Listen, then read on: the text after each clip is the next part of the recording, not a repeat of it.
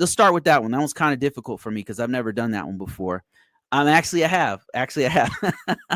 Actually, I have done hospitality. So hospitality, correct me if I'm wrong, but hospitality would be things like hotels. So hotels are in the hospitality business because they're taking care, they're pampering and taking care of people on a different level than you would at like a normal restaurant or something like that. So hospitality would be like a bed and breakfast or like a I suppose Airbnb to some level could be considered hospitality because you're taking care of people.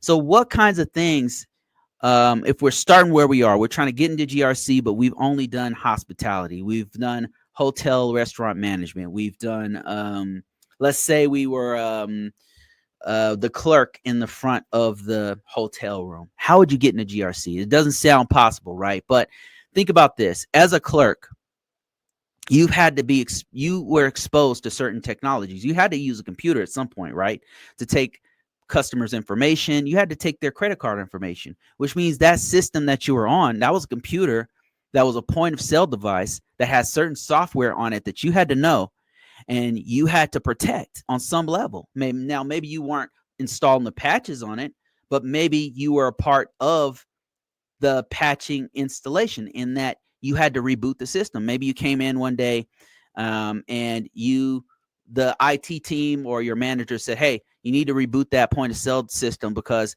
they just updated with the new patch for whatever the name of the POS system here. There's a couple things here. So a few things that you could put on your resume that will be relevant to governance, risk, and compliance, and you'll see here in a second what I mean, is the software, the device that you're using.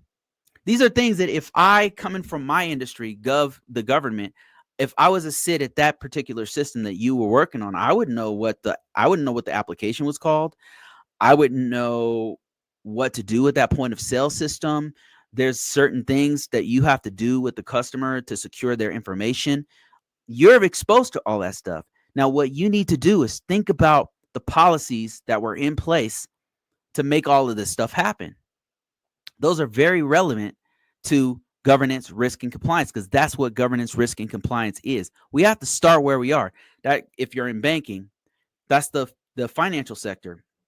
If you're in, if you've worked in healthcare, you're in the healthcare sector.